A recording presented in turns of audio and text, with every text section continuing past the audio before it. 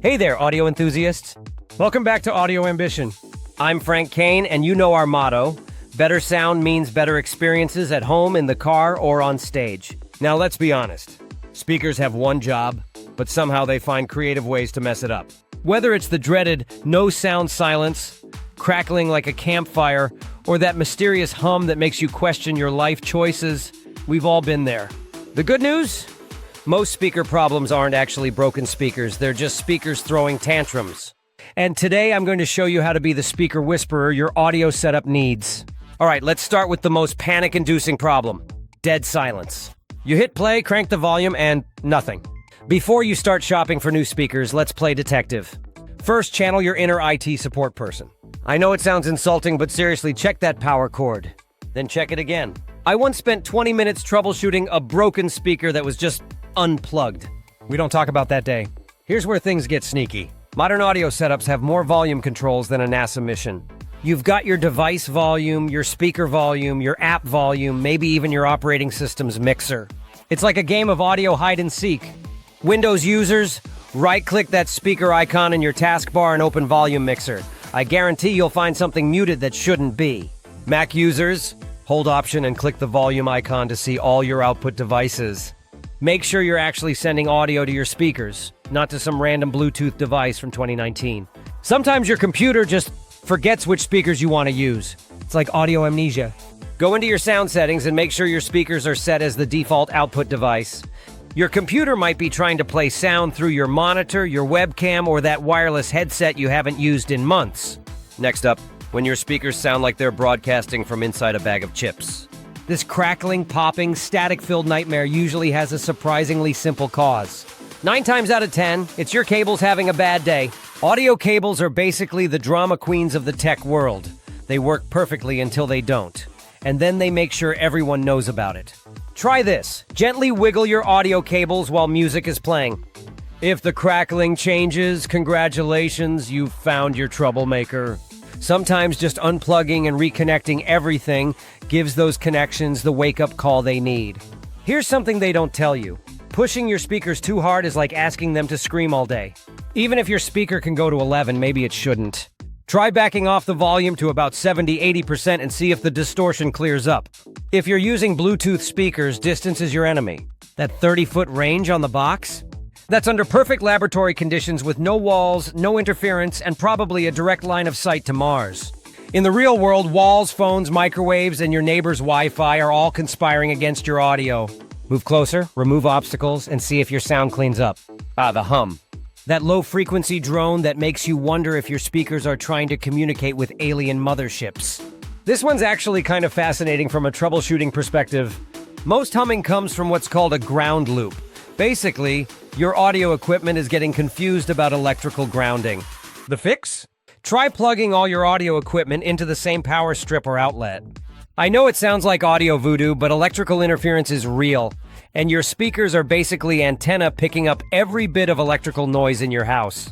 Here's my favorite troubleshooting trick. Disconnect everything except your speakers and one audio source. If the hum disappears, start adding devices back one at a time until the hum returns.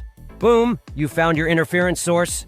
Put your phone in airplane mode and see if the hum goes away. Cell phones are notorious for causing audio interference, especially when they're searching for signal or receiving calls. When your music sounds like it's coming through a tin can, your bass frequencies have gone on vacation. This is usually a placement or settings issue, not a broken speaker. Bass is weird. It bounces off walls, gets absorbed by furniture, and generally acts like it has its own agenda.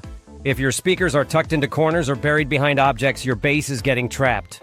Try pulling your speakers away from walls. Even 6 inches can make a huge difference. Bass needs room to breathe. Check your EQ settings.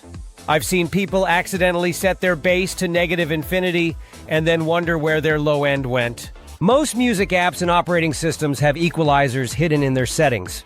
If you have 2 speakers, make sure they're wired correctly. When speakers are out of phase, they essentially cancel each other out, especially in the bass frequencies.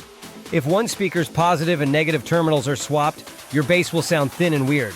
When only one speaker works, it's like listening to a conversation where you can only hear half the story. Frustrating but usually fixable. First stop, your audio balance settings. Somewhere in your device's audio settings is a left-right balance slider that might have gotten bumped. It happens more often than you'd think, especially on phones. Here's a pro move. Swap your left and right speaker connections. If the problem moves to the other side, your speaker is fine. It's your audio source or cable that's the problem. If the same speaker stays silent, then that speaker needs attention. For wired speakers, try a different audio cable or test your speakers with a different device. Sometimes the problem isn't the speakers at all, it's that headphone jack that's been through more abuse than a rental car. Bluetooth speakers are convenient until they're not. When they decide to be difficult, here's your troubleshooting roadmap. Go into your device's Bluetooth settings, find your speaker, and choose Forget or Unpair. Then pair it again from scratch. It's like relationship therapy for your devices. Turn everything off, count to 10, and turn it back on. Your speaker, your phone, your sanity, give them all a fresh start. Bluetooth has a weird habit of getting confused and needing a reset to remember how to work properly. Just because it worked from your kitchen yesterday doesn't mean it'll work today. Bluetooth range varies based on interference, battery levels, and sometimes just the mood of your devices. When in doubt, get closer. Quick bonus tip for the oops, I got my speaker wet crowd. Before you panic, there's actually a cool trick for waterlogged speakers. There are websites like fixmyspeakers.com that play specific frequencies designed to vibrate water out of speaker grills. It's like a tiny earthquake for your speakers that actually works. For phones, put it in rice or silica gel packets, but for speakers with grills, try the sound wave method first. Sometimes technology fighting technology is exactly what you need. And there you have it, your speaker troubleshooting toolkit. The beautiful thing about most speaker problems, they're usually not speaker problems at all. They're connection problems, settings problems, or user accidentally changed something problems. Remember, before you spend money on new gear, spend 5 minutes checking the obvious stuff. Cables, connections, settings, and placement fix about 80% of speaker issues. Which of these fixes saved your speakers? Drop a comment below and let us know your speaker horror stories. We've all got them. Hit that like button if this kept you from buying new speakers, and subscribe for more audio troubleshooting that won't make your brain hurt. Because here at AudioAmbition, we believe better sound means better experiences, and you don't need to be an audio engineer to achieve them. Until next time, keep those speakers happy.